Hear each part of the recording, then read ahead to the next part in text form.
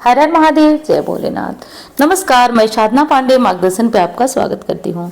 दोस्तों, मैं बात करूंगी तीसरे नवरात्रि को देवी की पूजा आराधना किस स्वरूप में करना चाहिए, किस स्वरूप के देवी की आराधना करना चाहिए। और जैसा कि आप जानते हैं, हर स्वरूप में देवी की अलग अलग तरीके का भोग लगाया जाता है, अलग तरह का एक मंत्र होता है जिसे जपना चाहिए। नहीं भी जप पाते हैं, जो सामान्य आप डेली दैनिक मंत्र जपते हैं वो जपिए। और दूसरी चीज है दोस्तों कि ये स्वरूप हमें प्रतिदिन माता की 9 स्वरूपों की अलग अलग आराधना क्यों करनी चाहिए, ये सारे बहुत महत्वपूर्ण विषय है जिसपे कि आज हम ध्यान दे देते हैं, बात कर लेते हैं। माता का तीसरा स्वरूप चंद्रघंटा स्वरूप है। जैसा कि नाम पे से ही हमें ज्ञात हो रहा है कि माता के मस्तक पे अर्ध चंद्रमा का निशान है और माता का यह स्वरूप अपने भक्तों को साहस, शक्ति और अद्भुत शक्ति देने का काम करता है। वैसे तो माता दुर्गा की सभी स्वरूप सिर्फ माता दुर्गा ही है। बहुत सारे भक्तों के ये प्रश्न है कि हम क्या करें, हमारे पास माता दुर्गा की 9 स्वरूपों की फोटो नहीं है। तो अब मैंने पिछली वीडियो में भी बताया था कि कोई आवश्यकता नहीं है 9 स्वरूपों की फोटो रखी, सब माता से ही उत्पन्न हुए उनके अलग अलग स्वरूप हैं। बस हम भक्तों को ये जो आराधना करने का 9 दिनों का उद्देश्य है वो ये है कि 9 अलग अलग स्वरूप माता की अलग अलग चीजों को दर्शाते हैं, अलग अलग हमें ज्ञान देते हैं, संदेश देते हैं। तो वो 9 दिनों के 9 संदेशों को हम सुन लेते हैं। क्या भोग लगाना चाहिए, कौन सा मंत्र जपना चाहिए, चलिए। सबसे पहले तो दोस्तों वही प्रार्थना है आपसे कि आपको वीडियो पसंद आए तो लाइक करिए, चैनल को सब्सक्राइब कर लीजिए। और हाँ, मुझसे कुंडली दिखाना चाहते हैं तो केवल और केवल वही मेरा नंबर है जिस पे आप संपर्क कर सकते हैं। अब दोस्तों, इस दिन यानी कि नवरात्रि के तीसरे दिन हम माता चंद्रघंटा स्वरूप की आराधना करेंगे। आपके घर में यदि माता चंद्रघंटा की फोटो नहीं है तो देवी दुर्गा की जो फोटो आपने कलश रखी है या फिर बिना कलश के आप उनकी आराधना कर रहे हैं, सबसे पहले तो साफ सुथरे होकर के और अपने पूजा स्थान पे जाइए जहां आप 9 दिनों तक देवी की आराधना पूजन करने वाले हैं। वो आपके घर का मंदिर हो सकता है या फिर आपने अलग कहीं व्यवस्था की हो, वहां जाइए आप। आज कौन से रंग का वस्त्र पहनना है, तो देखिए मैं तो बार बार कहती हूँ कि बहुत आडंबरों से हमें बचना चाहिए। माता की पूजा यदि सौभाग्यवती हैं या फिर कुंवारी लड़की हैं तो आप लाल या पीले वस्त्र में करें, सर्वोत्तम है दोस्तों। क्योंकि जितने भी माता की पूजा के गुणगान सुनेंगे, सप्तशती सुनेंगे, सब में एक ही चीज है। अब वो अलग अलग इच्छा है कि हम 9 दिनों में अलग अलग पहने क्या नहीं पहने। तो देखिए, मैं जो है बार बार लगातार एक ही चीज बता रही हूँ कि आप लाल या पीले वस्त्र का चयन करिए। फिर भी हर दिन के अनुसार से आप एक्साइटेड हैं पहनने के लिए तो आज जो है वो सुनहरे रंग का पहन सकते हैं, ब्राउन कलर का कोई ड्रेस है तो वो पहन सकते हैं, तो ब्राउन कलर का या फिर सुनहरे रंग का ड्रेस आप पहन सकते हैं। इससे जो है पहन करके माता की पूजा कर सकते हैं। दूसरी चीज कि जहां आपने माता की चौकी रखी हुई है, जहां पे आपने माता की फोटो वगैरह रखी हुई है, वहां पे सर्वप्रथम गंगा जल का छिड़काव कर लीजिए। साथ साथ एक काम और कर लीजिए, आप आज देवी की पूजा में आपको लाल रंग के गुलाबों का इस्तेमाल करना बहुत ज्यादा शुभ और श्रेष्ठ फल देगा। तो लाल गुलाब मिलते हैं तो बहुत अच्छा, गुड़हल का फूल मिलता है तो बहुत अच्छा है। और हाँ, बहुत सारे भक्तों का एक प्रश्न है कि दीदी आप उपाय नवरात्रि के नहीं बता रहे, लेकिन मैंने लाइव में बहुत सारे उपाय बताए हैं। मेरा इस बार का जो लाइव है उसे चेक करिए, उसमें नवरात्रि के उपाय आपको मिल जाएंगे। क्योंकि नवरात्रि की पूजा आराधना चल रही है, उतना समय नहीं है कि अन्य तरह की वीडियो डाल पाऊँ।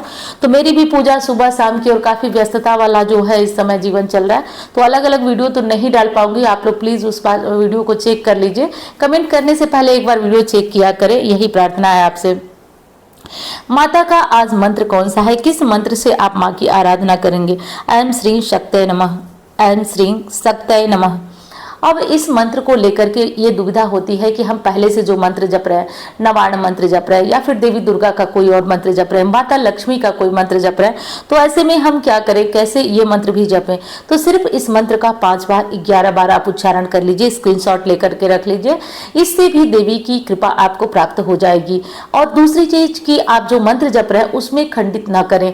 वो मंत्र जितनी संख्या में आपने जपने का संकल्प लिया है उतना मंत्र जपिए। बस दिनों के अनुसार जो मंत्र बताती हूँ उसको 5 बार 11 बार कर लीजिए। बस माँ की शक्तियां हमें अपने अंदर समाहित करनी है। तो ये चीज हो गया। पूजा विधि में आज क्या करना है, तो आज माता को लाल रंग के गुलाब या फिर गुड़हल के फूलों को जरूर, माता की माला नहीं चढ़ा सकते हैं तो एक पुष्प जरूर चढ़ाइएगा। इससे माता भक्तों पे अपनी विशेष कृपा बरसाती है। अब अगली चीज करना है दोस्तों कि आज माँ को भोग हम क्या लगाएंगे। भोग में बहुत कंफ्यूजन है, तो माँ को आज जो है दूध से बनी हुई मिठाइयों का भोग लगा सकते हैं, मिश्री का भोग लगा सकते हैं, चीनी का भोग लगा सकते हैं। जो भी भोग लगाएं आप परिवार सहित उसे बांट करके खा सकते हैं। घर में कोई अन्य आने वाला है जैसे काम वाली, तो उनको भी दे सकते हैं। ऐसा कुछ नहीं है, कमेंट था कि हम प्रसाद दूसरों को दे सकते हैं, तो बिल्कुल दिया जा सकता है किसी का भी प्रसाद, ठीक है। तो ये चीज हो गई आपकी। अब दूसरी चीज आपको ध्यान रखना है कि माता को जो भी भोग लगाते हैं साफ शुद्ध होना चाहिए। जैसे मैंने कहा दूध की मिठाइयाँ कोशिश करें कि अपने घर में बनाएं। ना ही हो पाता है तो आज जो है वो दूध का भी भोग लगाया जा सकता है, चीनी मिश्री इत्यादि का भोग भी लगाया जा सकता है। आज कहीं भी देवी मंदिर में यदि मौका मिले, आज का महा उपाय यही रहेगा आपके लिए। आज देवी मंदिर में आप लोग जरूर जाइएगा, और भगवान ने यदि हर तरह से सामर्थ्यवान बनाया है, कोई काम आपका लंबे समय से पूर्ण नहीं हो रहा है, मेरी बात का ध्यान से सुन लीजिए आप लोग, कोई काम आपका बहुत लंबे समय से पूर्ण नहीं हो रहा है, मनोकामना हमारी पूर्ण नहीं हो रही, चाहे सरकारी नौकरी पाने की हो गई, चाहे हमारे व्यवसाय में उन्नति नहीं हो रही है, चाहे हमारा संतान नहीं हो रहा है, या फिर जीवन में देखिए कलयुग है तो नाना तरह के कष्ट लगे हुए हैं। आज किसी भी मंदिर में छोटा या दुर्गा मंदिर में छोटा या बड़ा घंटा अर्पित करिए, वहां पे छोटा बड़ा घंटा बधवाइए, फिर देखिए कैसे कैसे वो घंटा आपकी सारी तकलीफें दूर कर सकता है। वैसे ये उपाय किसी भी मंदिर में किया जा सकता है, लेकिन आज का ये विशेष दुर्गा मंदिर में किया जाने वाला उपाय है। ये काम कर लीजिए। और ये भी नहीं कर पा रहे, वैसे तो ये उपाय अलग है, तो आज कहीं देवी मंदिर में आप लोग दर्शन करने जाइए। मंदिर छोटा बड़ा नहीं लिया जाएगा, किसी भी मंदिर में दर्शन करने जाइए। आज माता को विभिन्न तरह के जो होते हैं पकवान, उसका भोग लगाइए, लेकिन ये पकवान बन पाना नवरात्रि में थोड़ा सा कठिन है, इसलिए अच्छा यही है कि आप जो भी चीजें अपने घर से ले जाएं वो माँ को भोग लगाएं। नारियल, चुनरी, जो भी चीजें हो सके खरीद कर भोग लगाएं, मतलब मंदिर जरूर जाएं। उसके साथ आपको आज घंटा, किसी भी मंदिर का घंटा जरूर बजाना है। ये काफी आसान उपाय है जिसे हर कोई कर सकता है, इससे भी हमारी मनोकामनाएं पूर्ण होती है। माता ने ये स्वरूप क्यों धारण किया था, तो माता ने ये स्वरूप दुष्टों का संहार करने के लिए धारण किया था। माता के इस स्वरूप का ध्यान मात्र करने से, पूजन मात्र करने से व्यक्ति के अंदर साहस आता है।